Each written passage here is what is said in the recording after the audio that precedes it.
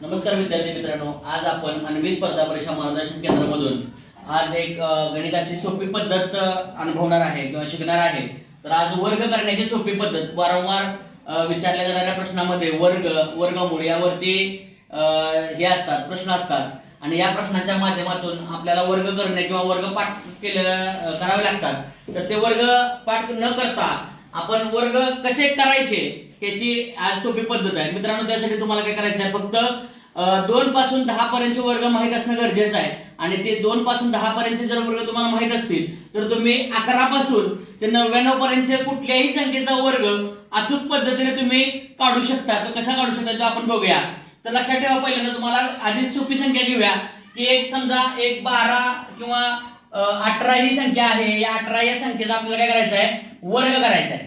तर काय करायला लागेल मित्रांनो, पहिल्यांदा बघा 8 ही संख्या आहे, 8 चा वर्ग आणि इकडे 1 आहे, ह्या 1 चा वर्ग तुम्हाला पहिल्यांदा लिहायला लागेल। तर बघा 8 चा वर्ग काय आहे, 64, बरोबर। 64 वर्ग आहे आणि 1 चा वर्ग 1च आहे, बरोबर आहे। आणि त्यानंतर काय करायचं तुम्हाला, ह्या 1 गुणिले 8 गुणिले 2 यांचा गुणाकार ह्याच्यामध्ये काय करायचं, मिळवायचं आहे। म्हणजे काय करायला लागेल बघा, 8 × 8 8 दुनी 16, किती आहे, 8 दुनी 16। मग इथं जी संख्या तयार झालेली आहे 164 मध्ये 16 मिळवायचे आहेत। त्यानंतर एकक स्थानचा अंक तुम्हाला रिकामा ठेवायचा आहे कायम।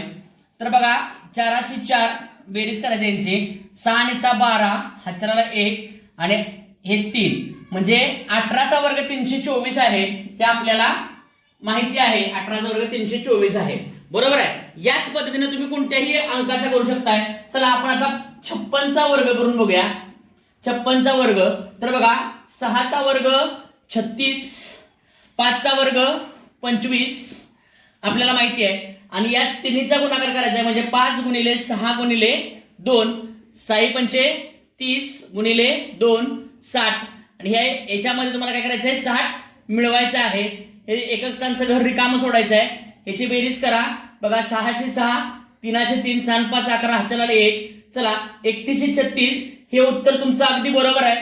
बरोबर असेल तर कमेंट मध्ये सांगा आणि यासारखे नवीन नवीन व्हिडिओ पाहण्यासाठी आमच्या अन्वी स्पर्धा परीक्षा मार्गदर्शन केंद्राला लाईक आणि सबस्क्राईब करा। धन्यवाद।